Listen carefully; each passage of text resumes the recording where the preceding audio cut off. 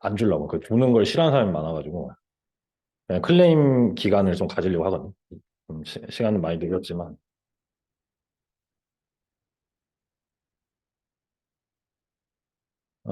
일단 시작을 할게요.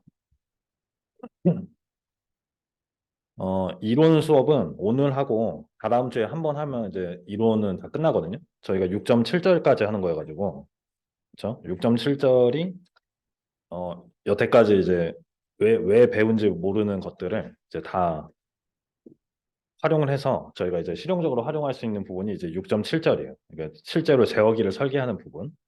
그래서 그 이제 여태까지 배웠던 그런 지식들을 어떻게 활용하는지 그리고 이제 다음 주에 저희가 실습을 할 건데 실습할 때도 이 보상기를 설계하는 내용을 다루죠. 그렇죠? 그래서 오늘 이론 수업 한 번 하고 다음 주에 실습 두 번 하고 그 다음 주에 마지막으로 이론 수업하고 복습하고 이제 마무리하도록 할게요. 그래서 오늘 배울 내용은 이제 페르프 시스템의 주파수 응답 그리고 보상라는 이제 개념이고 저희가 여태까지 주파수 응답을 배웠었는데 저희가 배웠던 주파수 응답은 다 오픈 루프 주파수 응답이에요. 그렇죠? KGS라는 값을 가지고 뭐 보드 선도도 그리고 나이키스 선도도 그렸는데 실제로 제일 더 중요한 거는 이 페루프 주파수 응답이잖아요. 그렇죠? 실제로 우리가 쉐이핑을 하고 싶은 거는 이제 페루프 주파수 응답이기 때문에 이 게루프 주파수 응답이랑 페루프 주파수 응답이 어떤 관계가 있는지 결론부터 얘기하면 이 페루프 주파수 응답을 직접적으로 저희가 바꾸기 어려워요. 우리가 바꿀 수 있는 건 게루프 주파수 응답이기 때문에 게루프 주파수 응답을 바꿈으로써 페루프 시스템의 주파수 응답을 바꾸는 형태로 이제 제어기를 설계를 하게 됩니다. 자, 그래서 지난 시간에 이제 배운 중요한 개념이 이제 스테빌리티 마진 개념이었어요. 그래서 스테빌리티 마진은 스테빌리티 유지하는데 얼마나 여유가 있는가라는 개념이었죠. 그렇죠. 그래서 두 가지 종류를 배웠어요. 그래서 저희가 이 개인 마진이 뭔지, 페이지 마진이 뭔지는 알고 있어야 돼요. 이게 이 개념이 제어기 설계할 때도 나오기 때문에 그래서 어떤 제어 시스템을 스테이블하다, 언스테이블하다라고 이제 저희가 스테빌리티를 판별을 할 수가 있는데 개인을 키우면 일반적으로 스테빌리티가 안 좋아진다고 했어요. 그렇죠? 제어 성능은 좋아질지언정 스테빌리티는 개인을 키울수록 안 좋아진다.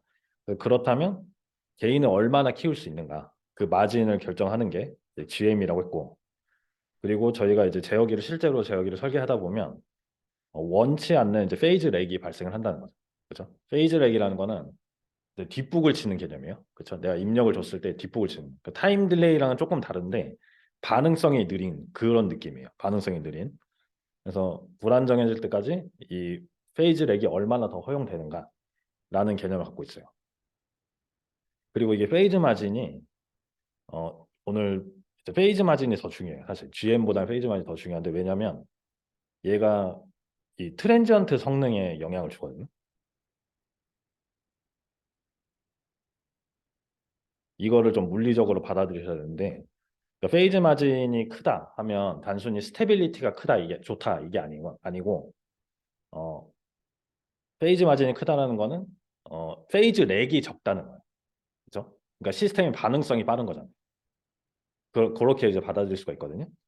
PM이 크다라는 거는 뒤에서 나오면 좀 설명드릴게요. 그래서 저희가 트랜지언트 성능을 주파수 영역에서 다루고 싶을 때 페이즈 마진을 항상 생각을 하게 됩니다. 그래서 주파수 도메인에서 불안정성의 기준은 뭐였냐면 저희가 여태까지 했던 대로 주파수 응답을 따지기 위해서 S에다가 J 오메가를 넣잖아요. 그죠? S에다 J 오메가를 넣고 요식을 저희가 막 분석을 했어요. 나일키스 선도도 그리고 KG J 오메가를 가지고 보드 선도를 그려서 어, 주파수 응답을 따졌죠. 그래서 이 식의 물리적인 의미가 뭐냐? S에다가 J 오메가를 넣은 거니까 어, 요식의 근이 요식의 근, 그죠? 요식의 근이 허수축 위에 있는 상황이라는 거죠. 그죠? 그래서 이 식의 근이라는 거는 이 시스템의 안정도를 결정하는 애잖아요. 그죠? 그래서 이 시스템의 근이 RHP에 있으면 불안정하고 LHP에 있으면 안정한데 그 중간에 있는 상황이니까 요식 자체가 어떤 그 스테빌리티의 기준이 되는 상황을 나타낸다고 말씀을 드렸어요. 그렇죠? 스테빌리티 기준이 되는 마지널리 스테이블한 상황이라고 얘기를 했습니다. 그래서 요게 도대체 어떤 의미일까? 이거를 제가 생각해 보자고 한 거고 여기서 개인 마진과 페이즈 마진의 개념이 나오죠. 어? 그래서 이 좌변에 있는 애는 오픈 루프 전달함수의 주파수 응답 특성이에요. 그렇죠? 오픈 루프 전달함수의 주파수 응답 특성인데 걔가 마이너스 1이 될 때 이 마지널리 스테이블 상황을 한다는 거죠. 그죠? 그러니까 우리가 바꿀 수 있는 건 요 K인데요, K. K를 바꿈에 따라서 얘가 크기가 마이너스 1이 될 수도 있고 페이지가 바뀔 수도 있는데 K를 바꾸다가 이제 마이너스 1이 됐어. 그러면 이때의 의미가 뭘까라는 걸 한번 생각해 보자는 거죠. 근데 또 이제 다른 방식으로 생각했을 때 나이키 스턴도 관점에서 봤을 때는 이 KGS의 나이키 스턴도를 그리고 얘가 마이너스 1, 하필이면 마이너스 1을 기준으로 이제 감싸는 여부를 따졌다는 거죠. 그래서 결국에는 S 플레인에서 이 마이너스 1이라는 값이 페루프 스테빌리티의 기준점이 된다. 그렇죠? 그래서 이게 이제 라이키스 선도인데 K를 키우다 보면 K를 키우는 건 어떤 효과라고 했죠? 라이키스 선도에서 내가 K를 키웠어 여기서. 그러면 이 원점으로부터의 각 점의 매그니튜드가 커지는 거니까. 그렇죠? 그래서 얘를 이렇게 부풀리는 효과라고 했어요. 이렇게. 그래서 이렇게 부풀리다 보면 어느 순간 마이너스 1을 넘게 된다라는 거죠. 그래서 마이너스 1을 넘게 되면 요 감싸는 횟수도 증가하게 되고 결과적으로 불안정하게 된다. 그래서 이 선도가 마이너스 1을 지나게 되는지가 이제 중요하다는 거예요. 그래서 요게 이 마이너스 1의 의미는 결국에는 이 좌변의 얘의 매그니튜드가 1이면서 동시에 마이너스 180도가 되는 상황이라는 거죠. 그죠? 그래서 얘가 얘네를 각각을 기준으로 페이즈 마진과 개인 마진을 저희가 정의를 했던 거죠. 그리고 이 상황을 또 물리적으로 한 번 더 다시 생각을 해보면 페이즈가 마이너스 180도 나오는 상황은 내가 앞으로 가라고 힘을 줬을 때 뒤로 가고 이제 가는 출력이 나오는 상황이에요. 그렇죠? 앞으로 가라고 계속 주고 있는데 뒤로 가니까 아예 엄청 언스테이블한 상황이라는 거죠. 이거 자체가 지금 그렇게 이해를 하실 수도 있고. 그래서 개인 마진과 페이즈 마진의 정의. 그래서 요 그림에 표시되어 있는 거죠. 그렇죠? PM은 요 180도까지 더 회전 허용할 수 있는 페이즈 렉. 페이즈 렉이 생긴다는 거는 이렇게 시계 방향으로 돌아가는 시계 방향 마이너스 각도가 생기는 거잖아요. 그렇죠? 이제 반시계 방향이 플러스 방향 각도고.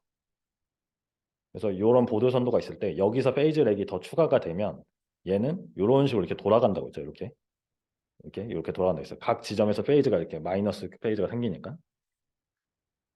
근데 먼저 개인 마진의 정의는 개인 마진을 따질 때는 제가 먼저 이 페이즈가 오픈 루프 전달함수의 페이즈가 마이너스 180도인 주파수 영역을 먼저 찾고 걔를 이제 저희가 오메가 P라고 했죠. 페이즈 크로스오버 프리퀀시라고 하는데 KG 오메가의 위상이 마이너스 180도인 주파수를 찾아요. 그 다음에 걔의 매그니튜드를 구해서 역수를 해주면 GM이 된다고 했죠. 그렇죠? 이게 왜 그런지는 제가 이해를 시켜드렸어요. 그래서 GM의 물리적인 의미는 언스테이블 할 때까지 개인 K를 얼마나 키울 수 있는가, 마진이 있는가라는 건데 어, 지금 현재 어, 이게 이제 마이너스 180도 상황이잖아요. 이 보도 선도에서 요 지점 이게 페이즈가 마이너스 180도인 상황인데 여기서 K를 얼마만큼 키우면 마이너스 1을 지날 때까지 부풀려지겠는가. 그렇죠? 이렇게 해석을 할 수가 있잖아요. 그래서 그건 뭐냐면 여기에서의 매그니튜드를 그러니까 1이라는 크기를 여기에서의 매그니튜드를 나눠주면 되니까 이렇게 표현이 된다는 거죠. 이렇게 이만큼 K를 키우면 여기에 마이너스 1에 도달한다.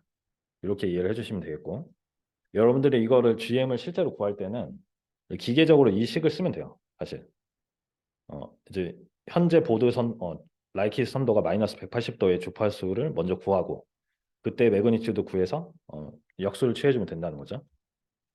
그 다음에 페이즈 마진 페이지 마진은 얼마나 이렇게 회전을 허용을 하냐 이거죠. 페이지 렉이 더 생겼을 때.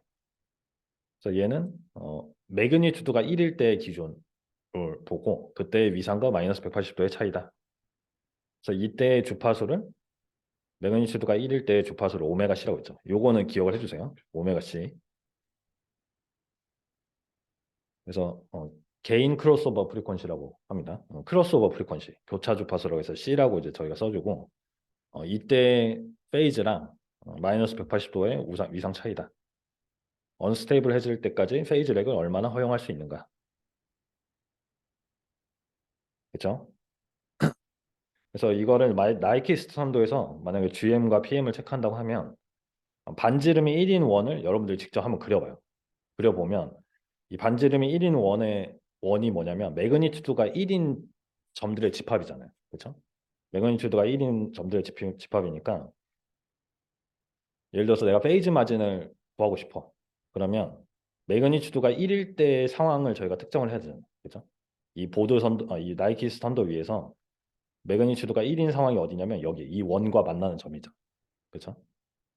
이 원과 만나는 점이 매그니튜드가 1인 상황이에요. 이 선도에서 이 오픈 루프 주파수 선도에서. 그래서 이 각도를 읽어주면 이 각도를 읽어주면 페이즈 마진이라는 거죠. 그렇죠? 그다음에 저희가 실제로는 나이키 선도보다는 보드 선도에서 페이즈 마진과 GM을 좀 더 많이 따질 거예요. 저희가 실습에서도 그렇고.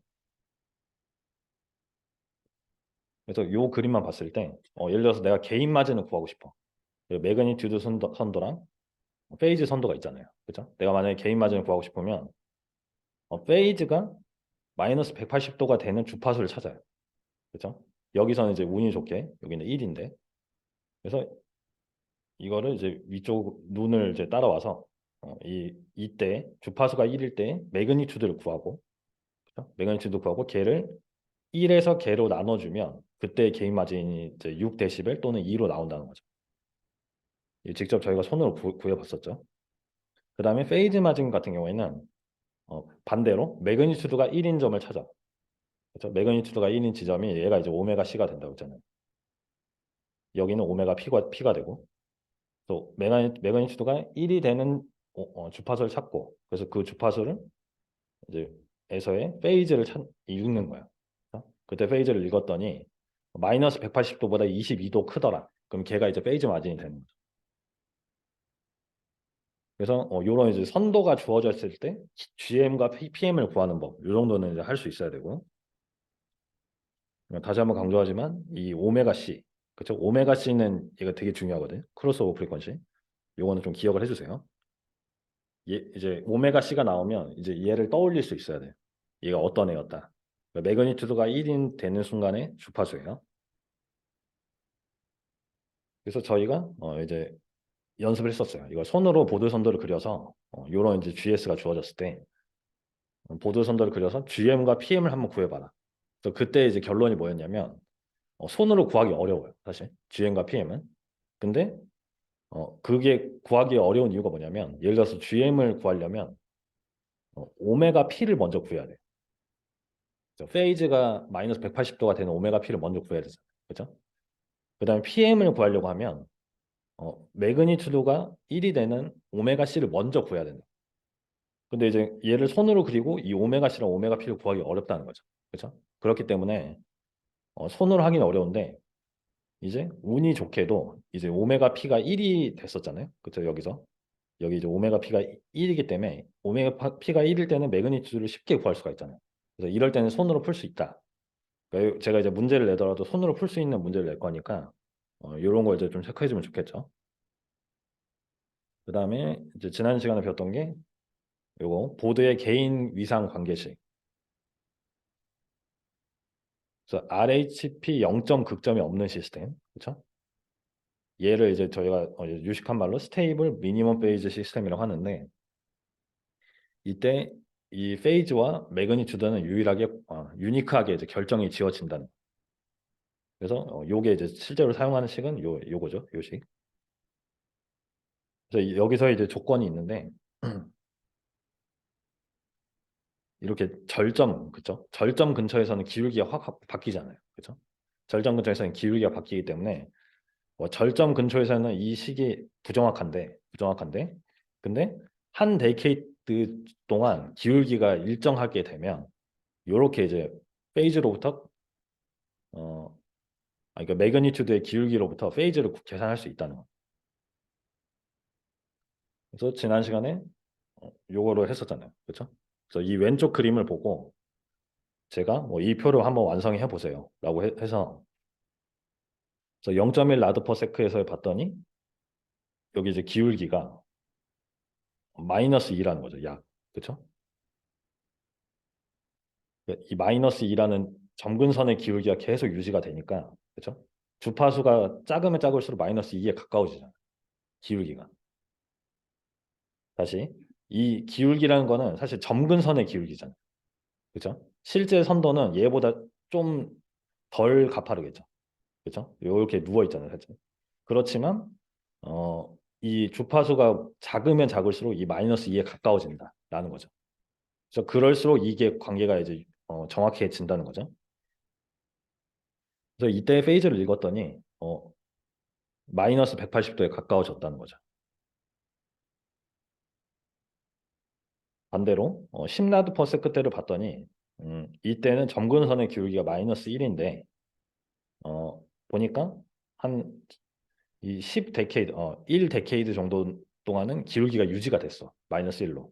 그러니까 요 관계식을 이제 쓸 수 있겠다 싶어서 봤더니 이제 기울기가 약 마이너스 1인데 여기서 페이즈도 이제 마이너스 90도가 됐다는 거죠.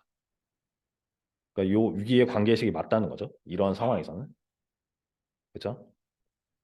그다음에 제가 조금 복잡한 예제를 하나 갖다 드렸는데 어, 얘는 직접 제가 한번 해보라고 말씀을 드렸었는데 예를 들어서 이제 0.01과 이제 주파수가 1000일 때는 이 메가니튜드 선도를 봤을 때 어, 주파수가 1000일 때는 슬로프가 마이너스 2가 거의 유지가 되잖아요.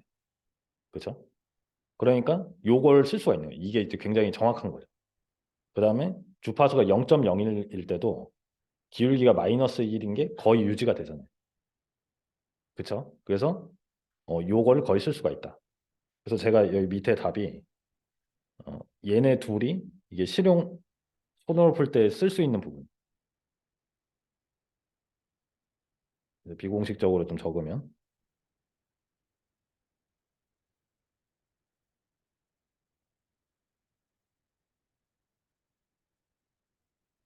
손으로 풀 때 유용한 부분이라는 거죠. 요 식을 이용해서.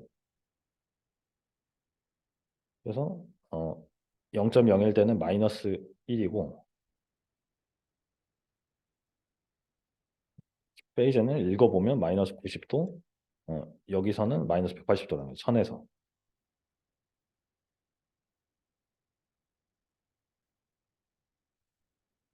그렇죠? 그리고 나머지는 사실 요 관계식이 이제 어렴풋이 맞을 수도 있는데 실제로 활용하기는 어렵다는 거죠. 나머지 영역은 이걸 직접 한번 읽어보시면 여기는 그래서 요 정도로 정리하고 넘어갈게요. 그래서 이거를 우리가 제어를 설계할 때 어떻게 활용을 할 거냐?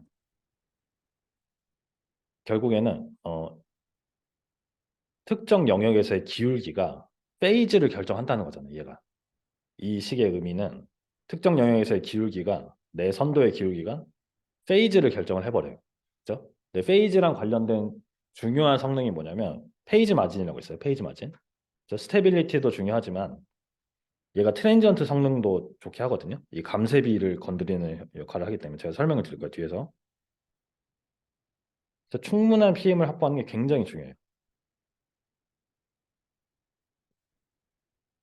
근데 이제 PM이 정의되는 영역을 봤더니 이 오메가 C라는 주파수 영역에서 정의가 되잖아요.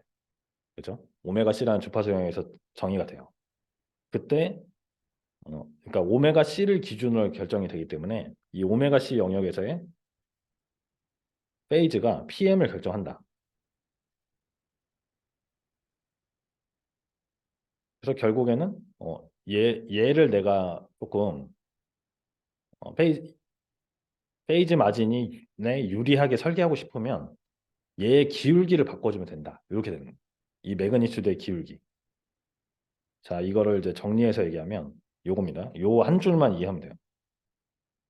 충분한 페이지 마진을 확보하기 위해서는 제어기를 설계를 여러분들 해서 오메가 C를 지날 때의 매그니튜드가 충분히 완만해야 돼.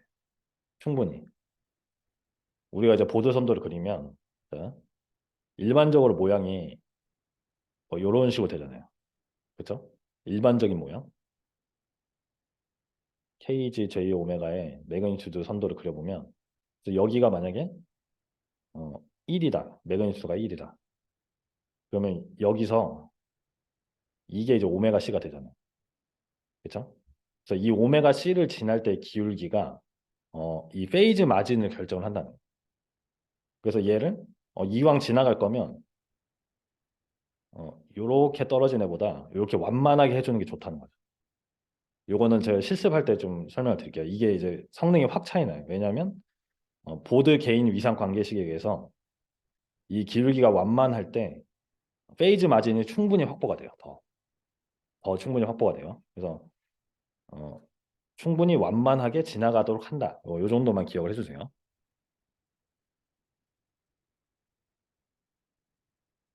그러니까 우리가 뒤에서 할 게 얘가 이제 올레 시스템이잖아요. 여기다가 어, 제어기를 달아요. 이렇게 이런 제어기를 달면 이렇게 리스폰스의 모양이 바뀌지 않아요.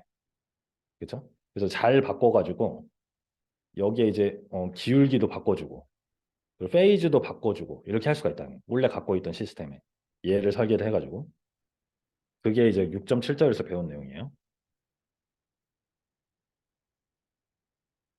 자, 됐습니다. 그래서 오늘도 사실 개념적인 내용이 좀 앞에 있고 얘를 실제로 어디서 활용하는지는 뒤에서 좀 최종 정리해서 설명을 드릴게요. 자, 클로즈 루프 주파수 응답이에요.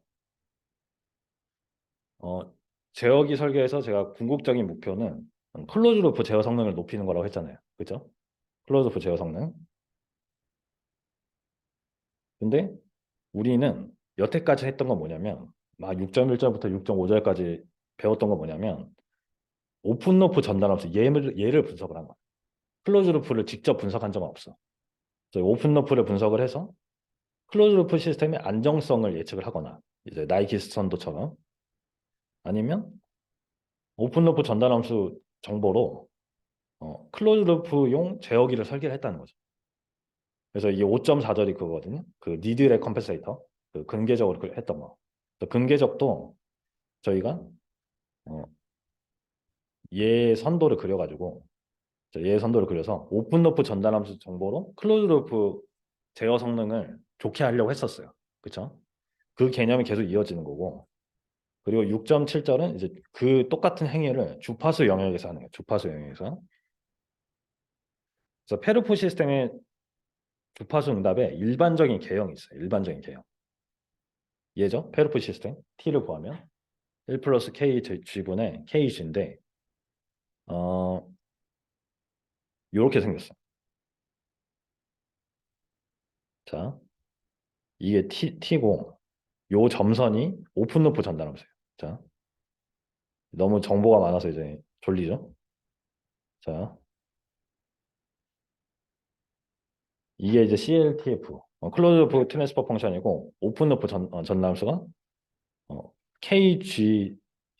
그렇죠? 오픈 루프 전달함수는 일반적으로 어떤 모양이냐면 그냥 요렇게 떨어지잖아요. 그냥. 그렇죠? 어떤 이제 얘가 이제 주파수가 0일 때 무한대가 되는 애일 수도 있고 근데 계속 이렇게 떨어지는 애였어요. 근데 클로즈 루프 전달함수는 어, 처음에는 1에 가까워요. 매그니튜드가. 그리고 주파수가 증가하면 증가할수록 오픈 루프 전달함수는 가까워진다는 거죠. 그래서 제가 이게 주목할 점하고 이제 적어놨죠. 그래서 주파수가 커질수록 CLTF의 주파수 응답 크기가 OLTF의 주파수 응답에 가까워진다. 주파수가 작을수록 CLTF의 주파수 응답의 크기는 1에 가까워진다. 요게 이제 일반적인 모양이라는 거죠. 일반적인 모양.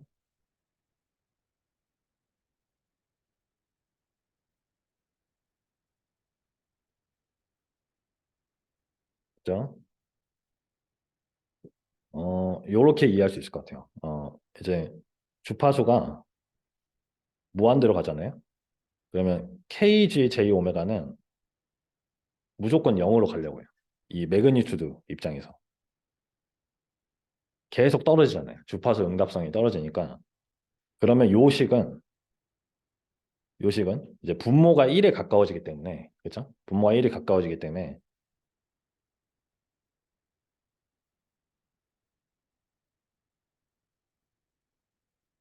자, 오메가가 이제 매우 커. 오메가 C 기준으로 따지는데,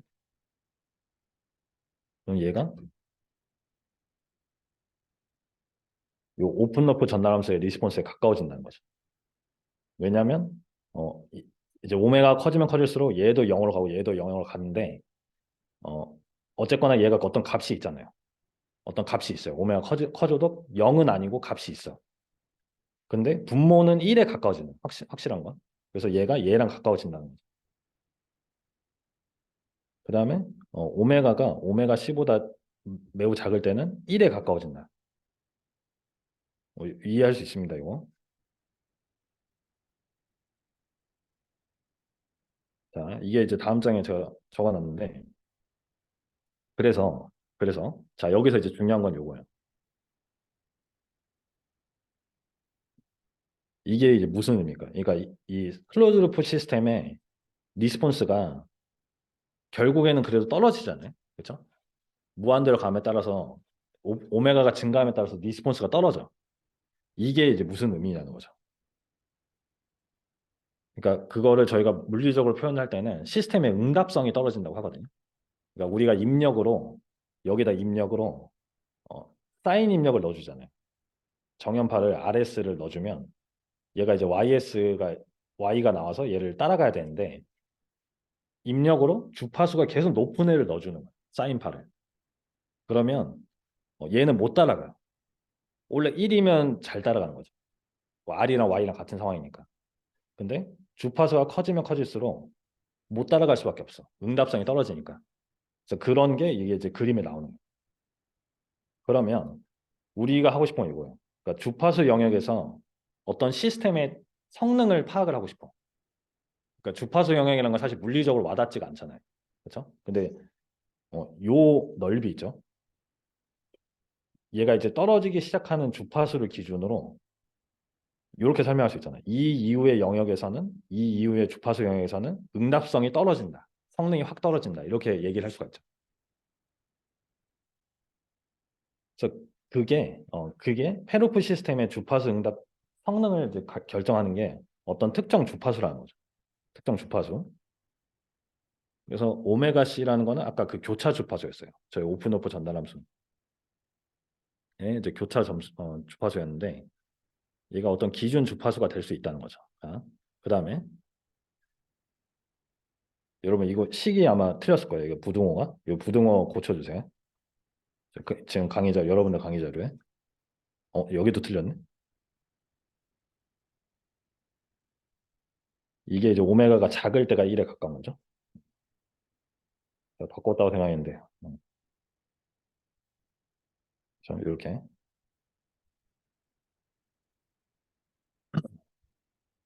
자, 요거 이 단원에서는 얘만 알면 돼요. 이 밴드위스가 뭐냐? 요것만 이해하면 돼요. 요것만. 이게 이제 어떤 시스템에 밴드위스라는 개념은 사실 이제 공학 관련 일을 하면 무조건 이제 들어볼 수 있게 돼 있는데 신호 처리를 하거나 이제 제어기를 설계할 때 무조건 나오는데 페루프 시스템의 주파수 영역 사양을 나타내는 가장 대표적인 개념이에요. 그러니까 어떤 제어 시스템이 있으면 얘가 밴드위스가 높다, 밴드위스가 넓다, 낮다 뭐 이렇게 표현을 해요. 그래서 이 밴드위스가 뭐냐? 모든 시스템은 제가 얘기했지만 주파수가 증가함에 따라서 시스템의 반응성이 떨어질 수밖에 없다고 얘기했어요.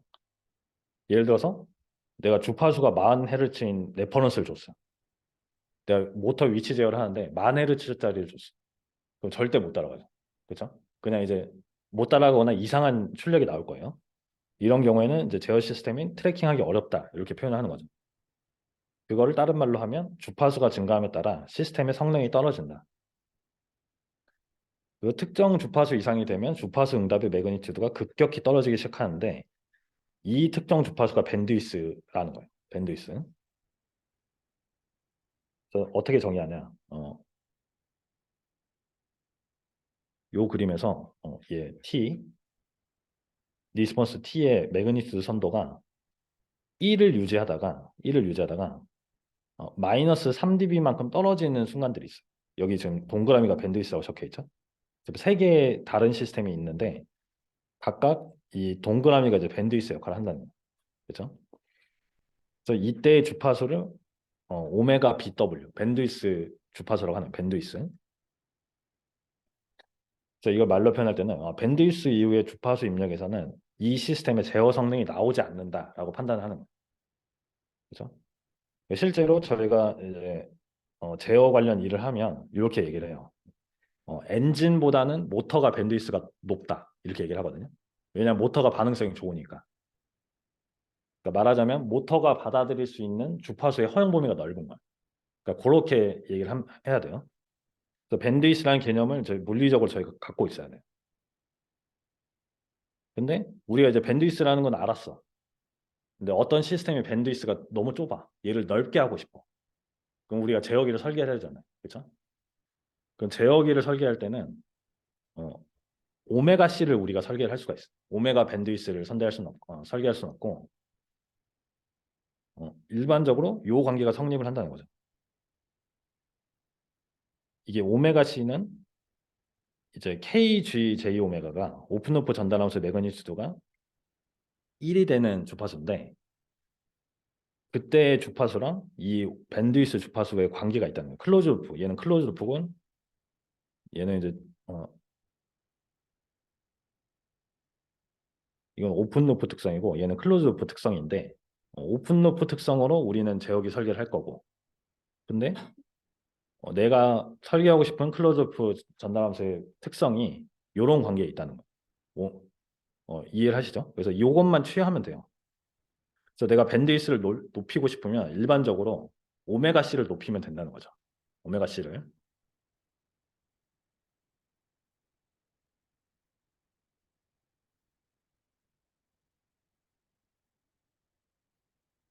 이게 처음에는 새로운 개념이 계속 나와서 저도 이제 설명하기가 난감한데 이런 거는 이제 좀 익숙해지면 쉽게 다룰 수가 있어요. 이건 개념적인 내용이라서.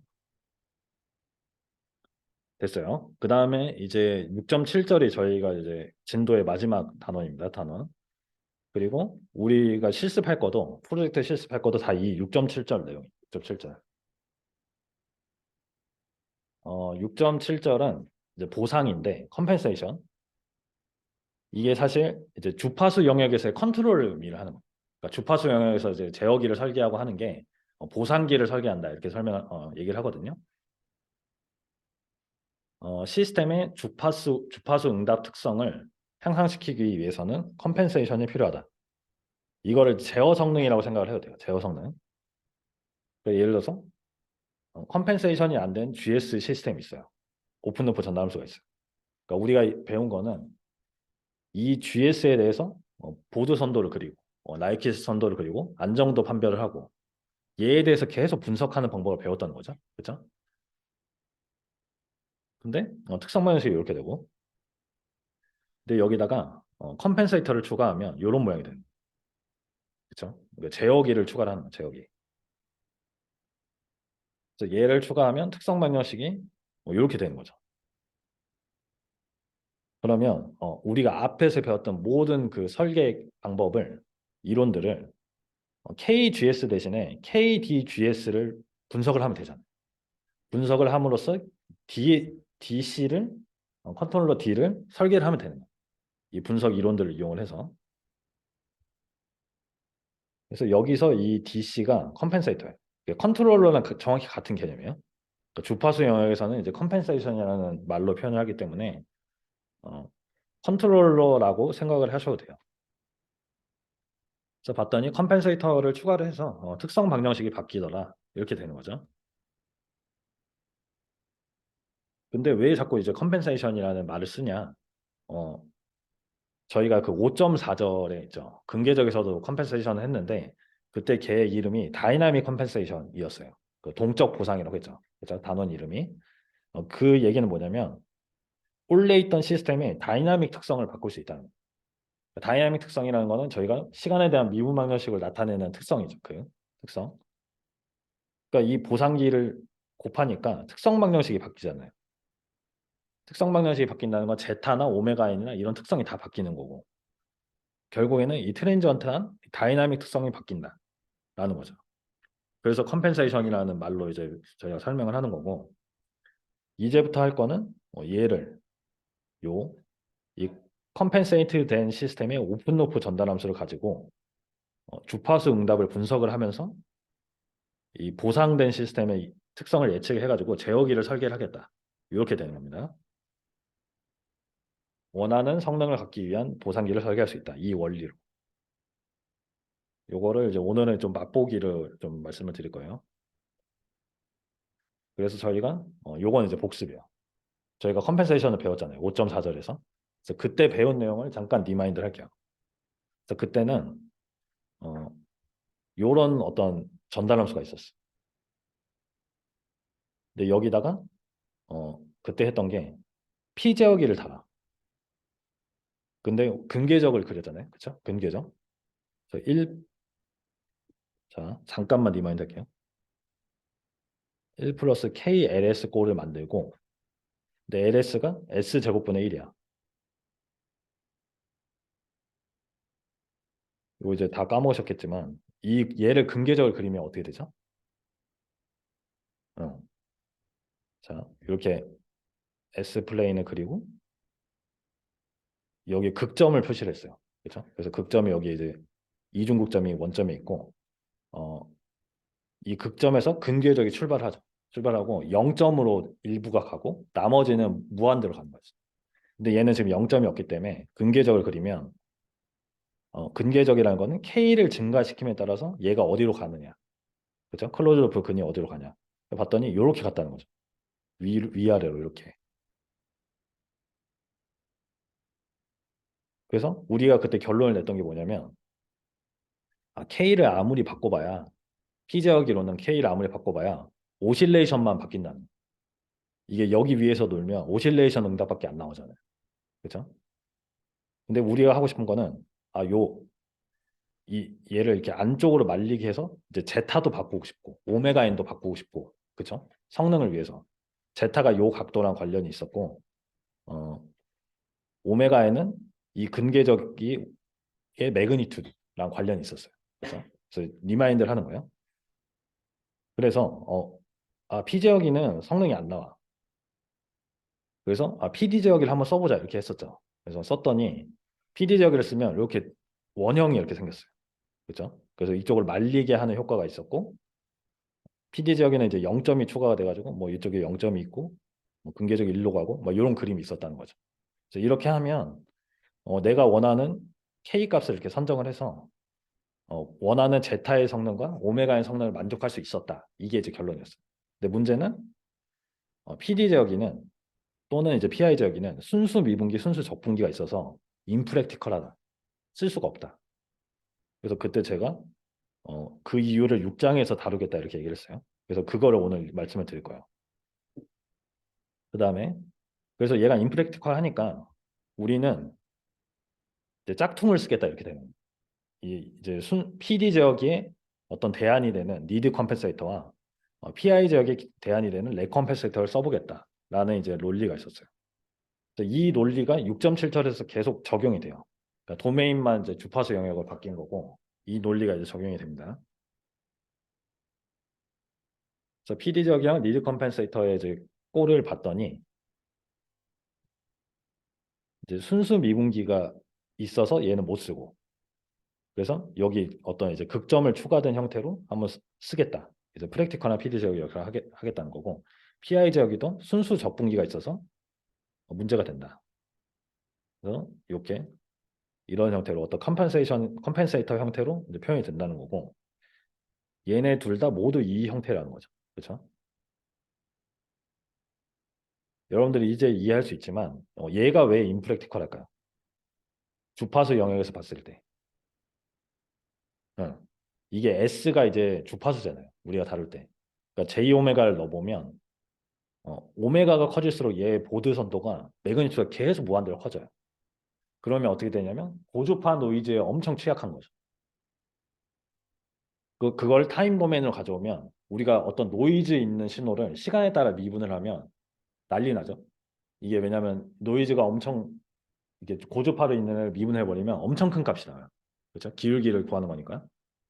그래서 이렇게 이제 타임 도메인에서도 주파수 도메인에서도 이렇게 왔다 갔다 하면서 얘가 이제 문제가 있다는 걸 알 수가 있고, 그리고 얘도 S가 0일 때 무한대가 되는 특성이 있죠. 주파수가 0일 때. 그러니까 주파수가 0인 거는 임프랙티컬한 상황이 아니라 실제로 일어날 수 있는 상황이에요. DC 게인의 개념이잖아요. 그러니까 뭐 사인 스텝 입력 이런 게 이제 주파수가 0인 거예요. 그렇죠? 그래서 그것 얘도 실제로 구현하기 할 수 없고 쓸 수도 없다라는 거죠. 또 니들 컴pen세이터의 기본 형태가 요거라는 거고 컴펜세이터를 적용해서 제어 응답 특성을 바꿀 수 있다라는 겁니다. 됐어? 됐죠? 그래서 똑같이 얘를 설계를 할 건데 어프로치만 바뀌는 거예요. 주파수 접근법으로만 이제 접근을 하겠다는 거고 그래서 6.7절에서 배운 내용이 일단 오늘 배울 거는 니드 컴펜세이터예요. 그래서 니드 컴펜세이터를 따지려면 일단 PD 제어기랑 무조건 비교를 해요. 처음에 PD 제어기랑 왜냐하면 PD 제어기를 보완하기 위해서 니드 컴펜세이터를 쓰는 거기 때문에 PD 보상이라고 얘기를 하죠. 주파수 영역에서는 제가 제어 대신에 보상이라고 얘기를 한다고 했고 어, PD 제어기의 보상에 PD 보상기의 기본 형태는 이렇게 돼요. 원래 PD 제어기는 요런 형태잖아요. 원래는 요런 형태였죠. 원래 요런 우리가 알고 있는 PD 제어기는 요런 형태죠. 주파수 영역에서. 근데 보드 폼으로 바꾼 거예요. 보드 폼으로. 왜냐하면 우리가 주파수 영역 해석을 할 거니까 어떤 이제 KP로 묶어가지고 여기 앞에 이제 TD라는 애가 있다 이렇게 생각을 할 수 있는 거죠. 그렇죠? 그래서 보드 폼 형태로 바꿨다라는 거죠. 그래서 편의상 절점 브레이크 포인트가 보이는 형태로 정의를 했다라는 겁니다. 그래서 이제 갑작스럽게 얘 보드 선도를 그리면 어떻게 될까요? 한번 지금 그려볼까요? 밑에 매그니튜드 선도랑 페이즈 선도를 한번 그려보죠. 이 정보만 주어졌을 때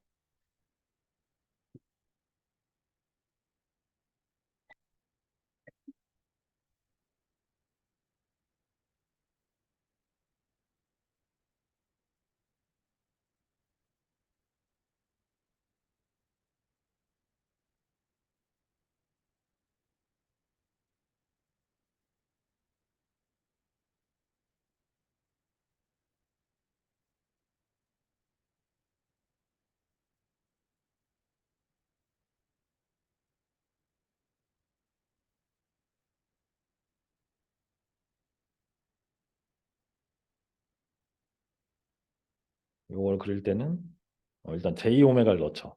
그렇죠? J 오메가를 S에다 대입을 해서 TD J 오메가 플러스 1인데 그 다음에 절점을 파악을 하잖아요. 절점의 주파수. 절점 주파수가 몇일까요?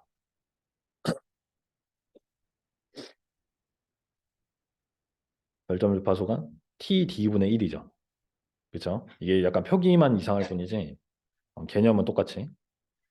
그러면 얘는 한마디로 얘기하면 절점 주파수에서 매그니튜드가 20 dB per decade로 증가하고 그렇죠? 그 다음에 페이즈가 몇 도로 뛰죠? 1차식이니까 90도로 뛴다는 거.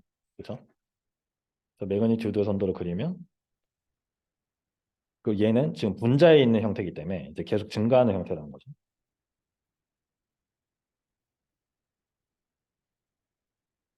DC J 오메가 하고 이제 매그니튜드 표현해주고 주파수가 0일 때는 매그니튜드가 몇이죠? 1이죠. 1이고 0dB. 0dB라고 해도 되고 1이라고 해도 되고 1. 저 1로 이렇게 가다가 그죠?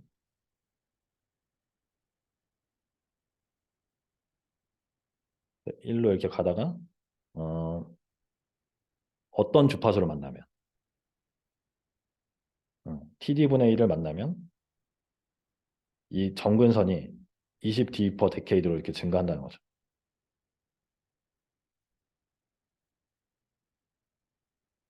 그렇죠? 이제 그림을 그릴 때는 여기서 이런 식으로 이제 증가하는 거예요. 이렇게 그리면 되죠. 나머지는 못 그려요. TD분의 1이라는 정보밖에 없기 때문에.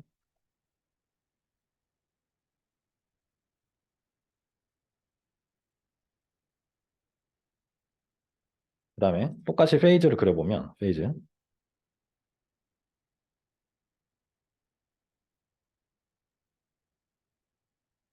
TD분의 1이 있고 처음에는 몇 도죠?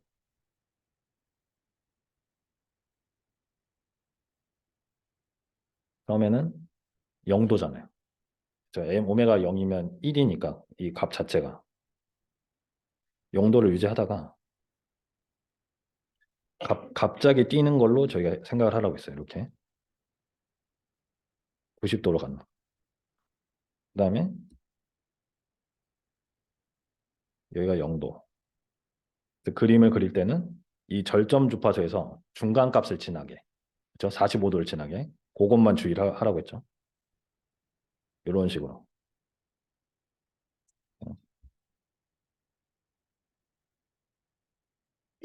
이런 식으로 그리면 되겠죠. 그래서 여기가 45도.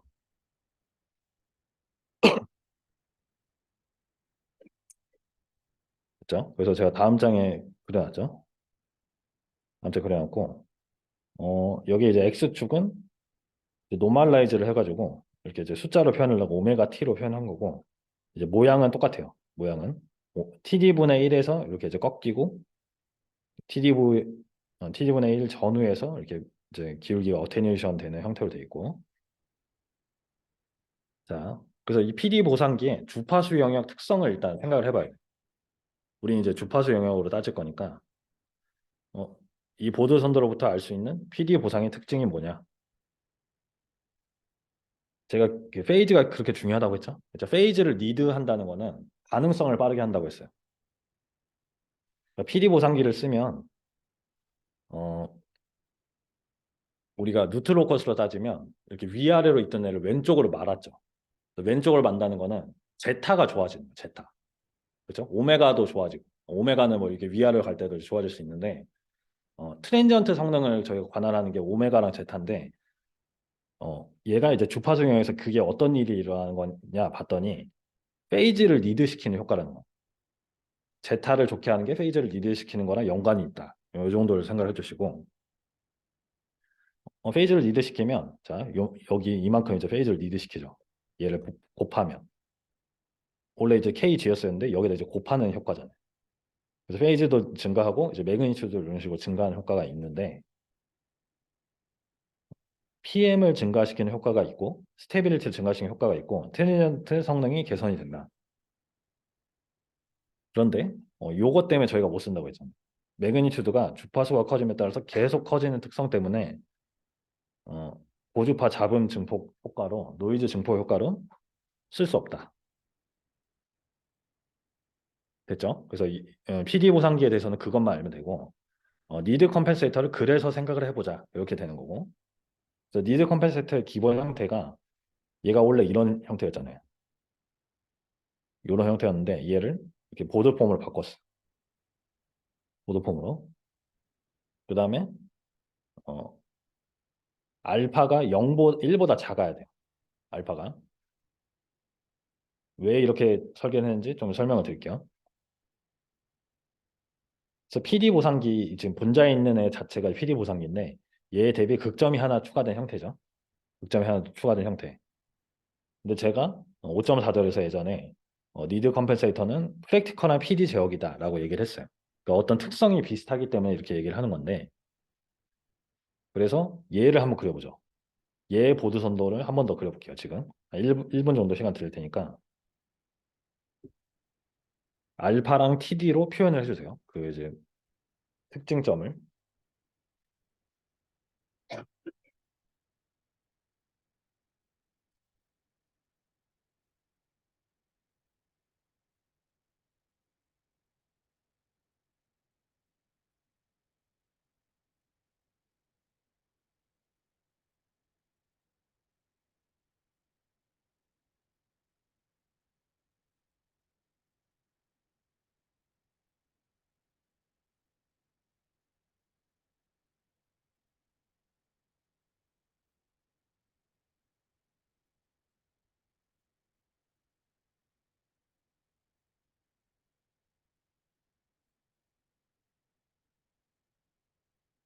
조금 헷갈리죠? J 오메가를 대입을 해서 완전히 보드폼으로 바꿔주고,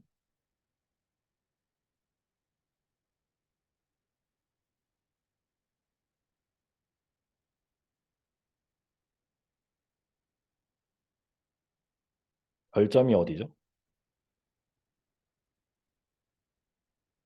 절점 주파수. 절점 주파수 몇 개죠? 두 개. 어, 일단 분자에 있는 게 TD분의 1. 그 다음에 분모에 있는 게 알파 TD분의 1이죠. 그럼 생각을 해봤을 때, 알파가 지금 1보다 작잖아요. 그렇죠? 그럼 주파수가 둘 중에 어떤 게 더 커요? 어. 그러면 얘가 의미하는 게 뭘까요? 이 알파 TD분의 1이 뒤에 있어. 이게 지금 분모 있는 애가 절점 주파수가 뒤에 있어. 그 얘기는 요 보드 선도는 증가부터 하는 거예요, 일단. 증가부터 하고 나중에 이렇게 어테뉴에이션 되는 거죠. 그렇죠? 그러니까 니드 컴펜세이터 역할을 하는 거예요. 이게 만약에 알파가 바뀌면 레컴펜세이터예요. 감소부터 하니까. 그렇죠? 그렇게 이제 생각하시면 되고 그림을 이제 간단히 그려보면 역시 이제 오메가 0일 때는 매그니튜드가 1이잖아요. 오메가 1 넣어보면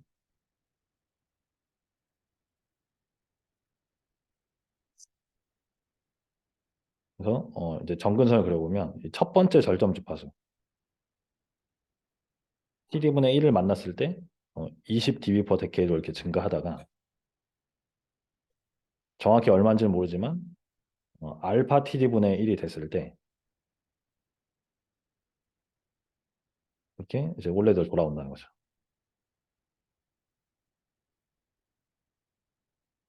자, 그림을 그리면 이런 식으로 저희가 이런 거 한번 보드선도 그려봤죠.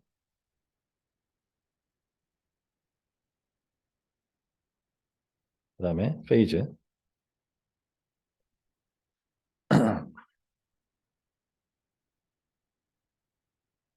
역시 오메가 0을 넣었을 때 0도에서 출발하고 그 다음에 TD분의 1에서 90도로 증가했다가 알파 TD분의 1에서 원래대로 돌아온 거죠. 정근선 입장에서. 그래서 그림을 그릴 때는 뭐 이런 식으로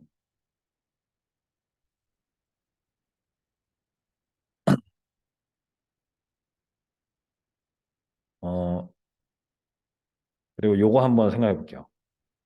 얘가 결국에는 이런 애를 얘가 지금 컴pen세이터예요. 그러니까 이런 애를 원래 내가 갖고 있던 시스템 G에다가 보상을 해주는 거잖아요. 얘를 가지고 그러니까 내가 만약 페이즈를 늘리고 싶어. 그러면 요게 되게 중요하겠죠. 이 최대값. 그렇죠? 내 얘를 곱해가지고 내가 원하는 위치에다 페이즈를 늘리고 싶잖아요.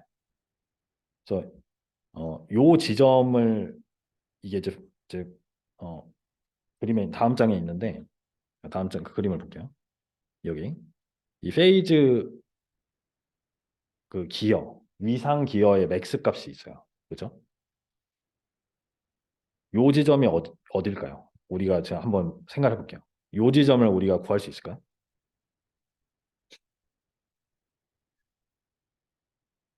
이게 좌우 대칭이거든요.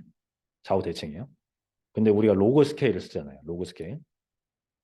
그래서 얘를 구할 때는 이 두 절점 주파수를 곱한 다음에 루트를 씌우면 이 중간 주파수가 나와요.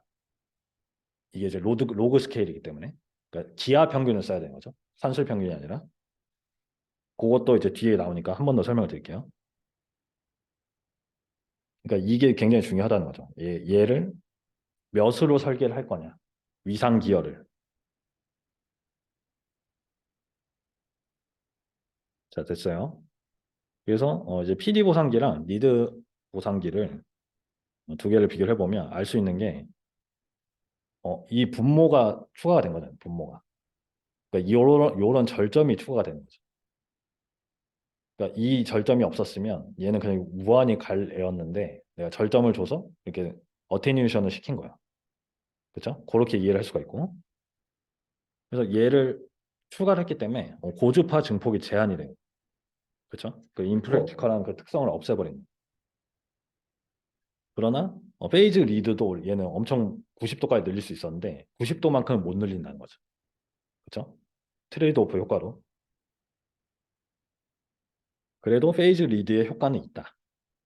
그래서 얘가 이제 리드 컴펜세이터가 되는 이름이.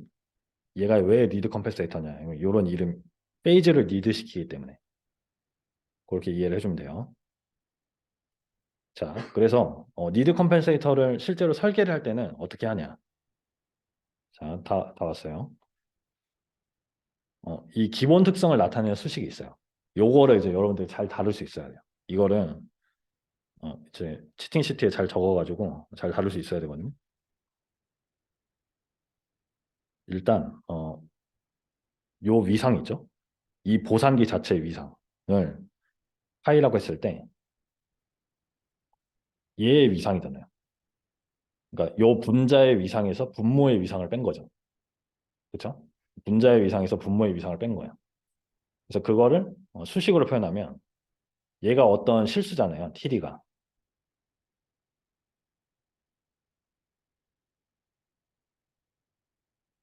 그렇죠? 그래서 얘가 이제 복소수로 따지면 1, TD 오메가. 그렇죠? 1, TD 오메가죠. 복소수로 따지면 얘는 1, 알파 TD 오메가니까 이런 소식이 나올 수 있겠죠. 그렇죠? 위상을 구하면 이 복소수의 위상을 구하면 요 복소수의 위상을 구하면 이렇게 아크탄젠트를 써서 이렇게 표현할 수가 있어요. 자, 여러분들 식을 외울 건 아니니까 이렇게 한번 봐주시고 얘가 왜 이렇게 되나 이 정도 한 번만 생각해 주세요. 그 다음에 이게 중요한데 위상이 최대가 되는 주파수 여기 오메가 맥스예요. 오메가 맥스. 그래서 얘는 부절점 주파수의 기하 평균이라고 했어요. 기하 평균. 오메가 TD에다가 알파 오메가 TD를 곱하고 루트를 씌운 거. 요거 이해되죠? 내가 여기랑 여기에 중간을 알고 싶어. 기하 평균을 구해야 된다. 산술 평균이 아니라. 그래서 이거를 곱해가지고 루트를 씌우면 이게 나오잖아요. 그렇죠? TD분의 1 곱하기 알파 TD분의 1을 곱하고 루트를 씌우면 이 중간 주파수가 나온다. 그 다음에 이 파이 맥스, 피 맥스가 되게 중요하다고 했죠. 이게 페이즈 리드의 정도를 결정을 하니까. 근데 얘는 이 맥스 값이 어디냐? 그러니까 위에서 구한 1번식에서 오메가 맥스를 대입을 하는 거예요. 여기다가. 그렇죠? 대입하면 그때 맥스 파이 값이 나오잖아요. 그래서 그 수식이 요거고 오른쪽에 있는 거. 근데 요거를 잘 정리를 하면 이렇게 돼요. 제가 이제 확실히 얘기하는데 이 유도 과정은 몰라도 돼요, 여러분. 이거 제가 알려드릴까 한번 찾아봤는데 너무 복잡해서 이 마지막 수식만 여러분들이 활용할 수 있습니다. 그래서 내가 니드 컴펜세이터를 설계하는데 이 최대 위상 기여를 최대 이상 기여가 예를 들어서 50도야. 50도를 설계를 하고 싶어. 원하는 게 이제 50도면 여기다 이제 50도를 넣고 거기에 해당하는 알파를 결정을 할 수가 있는. 알파는 그 컴펜세이터의 파라미터잖아요. 그렇죠? 이게 중요한 게 TD랑은 상관없고 알파랑만 상관이 있다는 거예요. 최대 위상 기원. 이게 왜 그러냐면 이 첫 번째 결점 주파수가 TD분의 1이고 두 번째 결점 주파수가 알파 TD분의 1이잖아요. 그래서 중간에 얘가 얼마나 볼록하게 나올 거냐는 알파만이 결정을 한다는 거죠. 이 절점 주파수 간의 간격을. 그렇죠? 그래서 요 세 개씩이 이제 활용이 될 거예요. 우리가 사실 정해야 될 거는 어, 얘 이제 컴pen세이터 설계를 할 때 알파랑 TD를 결정하면 되잖아요. 알파랑 TD. 근데 그 알파랑 TD가 뭐 위상이나 위상 기여 주파수 이런 거랑 이제 관련이 있다는 거죠. 됐어요? 그래서 오늘은 요것만 잠깐 맛보기로 하고 마칠 건데 이런 식으로 이제 문제가 나와요. 한번 읽어볼게요. 이렇게 이제 플랜트가 주어지고 GS라는 플랜트가 주어지고 다음 사양을 만족하는 리드 컴펜세이터를 설계하라 이렇게 나오는 거예요. 근데 사양을 봤더니 정상 상태 오차는 뭐 이렇게 되고 오버슈트는 25m 미만이어야 된다. 그렇죠? 일반적인 제어기 사양을 이렇게 얘기를 하잖아요. 근데 문제는 우리가 이런 시간 영역 사양을 주파수 영역에서 다루는 걸 몰라야지. 그렇죠? 그래서 그거를 오늘 마지막으로 지금 한번 다루려고 해요. 그래서 일단 정상 상태 오차 개념이 나오면 여러분들 무조건 최종값 정리를 생각을 하는 겁니다. 최종값 정리. 그래서 우리가 이제 컴pen세이터가 뒤에 답이 다 있어요. 그래서 한번 지금 제가 쓰는 걸 한번 트래킹을 해보세요. 얘가 이제 니드 컴pen세이터인데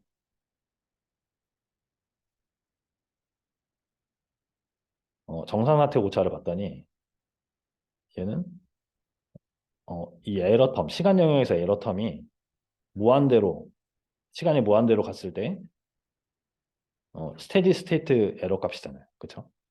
그러니까 얘를 근데 우리가 이제 S 도메인으로 가져오면 S가 0으로 갈 때 이 라지 ES다라는 거죠.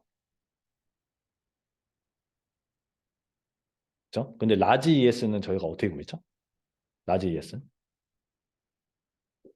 이거를 이제 R-Y로 두고 그 제어 다이어그램이 있을 때 저희가 구했어요. 전달함수 구하듯이.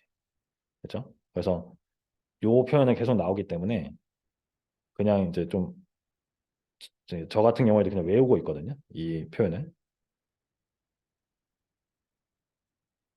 이렇게 되잖아요. 그러니까 오픈 1 플러스 오픈 러프 전달함수 분의 1이 되잖아요. 에러를 구하면. 그다음에 여기 앞에 S가 있고 그리고 여기에 R이 곱해진 형태잖아요. 여기서 요 표현이 3장에 있었죠.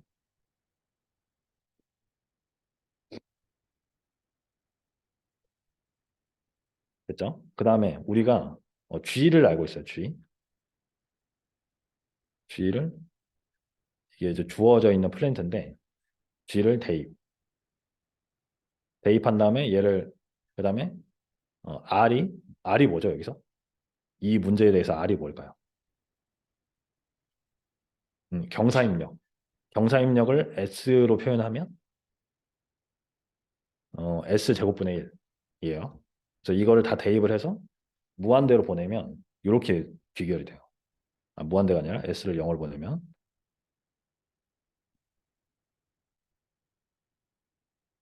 이렇게 되고 얘가 이제 스테디 스테이트 에러가 된다는 거죠. 얘가 0.1보다 작아야 된다라는 거죠. 이렇게 정리할 수가 있죠. 그 다음에 오버슈트는 오버슈트 여러분들 치팅 시트에 오버슈트 식을 적어놓고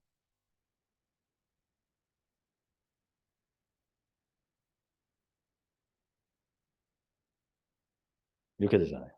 그렇죠? 얘가 몇보다 작아야 돼요? 25% 미만이니까 0.25보다 작아야 된다. 그러면 얘를 이제 저희가 ln 붙이고 해가지고 제타에 관한 조건을 바꾸잖아요. 제타에 관한 조건. 제타가 이건 뭐 직접 계산해 보시면 되고 이렇게 바꿨어. 근데 문제는 우리가 주파수 영역에서 얘네들을 어떻게 다룰 거냐는 시간 영역 사양인데 얘를 주파수 영역에서 어떻게 다룰 거냐. 자, 그게 이제 다음 장에 있습니다.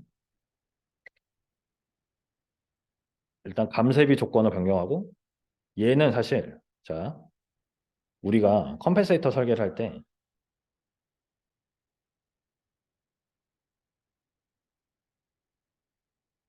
컴pen세이터가 여기 이제 D가 있고 여기 이제 G가 있을 때 이런 식으로 이제 제어 다이어그램 쓰잖아요.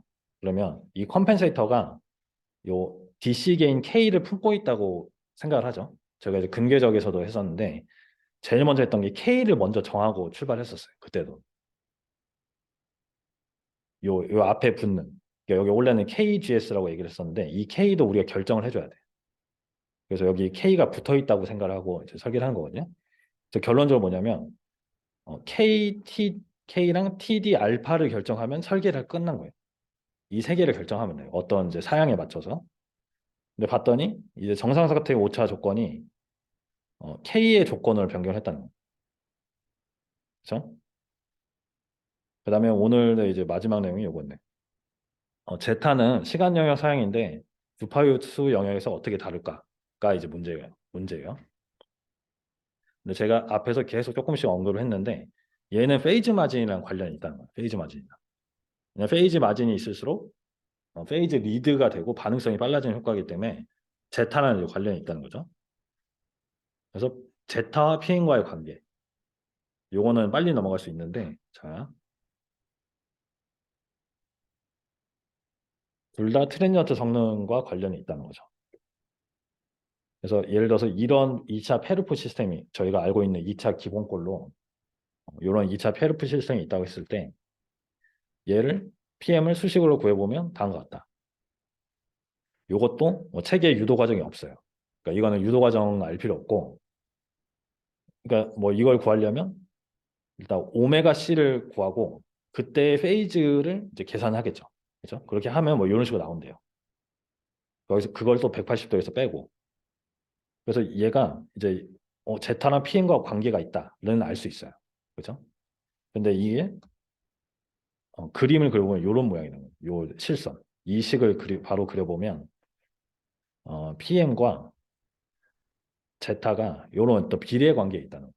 비례 관계. 그리고 심지어 요 한 60도 미만에서는 거의 직선에 가깝죠. 관계가. 그래서 이제 책에 있는 가이드가 PM이 만약에 70도 이하야. 대부분의 시스템이 70 이하거든요. 페이즈 마진이 그렇게 많지 않아요. 그럴 때는 이 점선에 대한 수식으로 근사를 할 수가 있다는 거죠.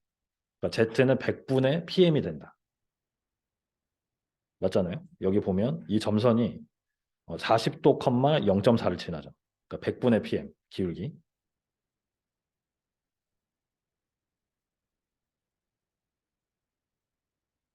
그래서 제타에 관한 조건이 나오잖아요. 우리가 이제 주파수 영역에서 설계를 할 때, 그럼 얘는 PM에 관한 조건을 바꿔서 해석을 하는 PM에 관한 조건으로. 그래서 오늘의 마지막 장은 요거. 시간 영역 사양을 주파수 영역 사양으로 해석을 하면 우리가 이제 컴펜세이터를 설계를 할 수가 있는. 그래서 정상 사태 오차 조건은 이제 최종값 정리를 이용해서 이 저주파 게인, DC 게인 K 값 조건을 바꿔주는 거. 그죠? 첫 번째. 두 번째는 오버슈트나 제타 조건이 나오면 얘는 무조건 PM 조건을 바꿔주는. PM 조건. 그리고 이 세 번째, 이거는 제가 언급을 안 했는데 상승 시간 이런 애들 이제 오메가 N이랑 오메가 D 이런 애들이랑 관련이 있잖아요. 주파수. 그러니까 이런 애들은 결국에는 이 밴드위스랑 관련이 있는. 이 시스템이 받아들일 수 있는 이 주파수 영역의 넓이. 그러니까 밴드위스가 클수록 시스템 반응성이 빨라지죠. 그렇죠? 얘는 뭐냐면 교차 주파수 오메가 C로 결정을 할 수가 있는 애라는 거죠. 그렇죠? 그러니까 이 오른쪽에 있는 세 개는 다 주파수 영역 설계에서 다룰 수 있는 애들이니까 시간 영역 사양을 주파수 영역 사양으로 바꿔서 해석을 하자. 그래서 이제 과정을 이제 간단히 요약을 하고 이제 다음 주에 실습을 하면서 직접 접해 보도록 할게요. 그래서 먼저 GS가 주어지면 플랜트가 주어지면 보상되지 않은 그 시스템의 보드 선도를 이렇게 확인을 해요. 그래서 확인을 했더니 그럼 GM과 PM을 이제부터는 저희가 이제 컴퓨터를 쓰니까 이제 코드만 하나만 쓰면 이제 다 나와요. 페이즈 마진이랑 GM 다 나오거든요. 봤더니 페이즈 마진이 내가 원하는 페이즈 마진 한 50도는 됐으면 좋겠는데 22도야. 그럼 얘를 증가시켜야 되잖아. 그렇죠? 그러면 어떤 리드 컴펜세이터를 어디다 곱해줄까? 이거를 결정을 해야 되는 거죠. 그렇죠? 그래서 그게 뭐냐면 어, K 알파 TD를 결정하는 행위라는 거죠. 요 얘네 세 개만 결정을 하면 이거 어떻게 해야 얘를 만족을 할까라고 이제 고민하는 게 이제 설계의 문제고 저희가 이제 프로젝트에서 다룰 내용인 거예요. 그래서 이제 필요한 수식들은 이렇게 적어놓고 이제 필요할 때마다 사용하면 되고, 그렇죠? 그래서 이제 요 내용들 다 개념적인 거니까 한 번씩 다 읽어보시고 다음 주에는 그 컴퓨터실에서 뵙도록 할게요. 그렇죠? 고생 많으셨고 마칠게요.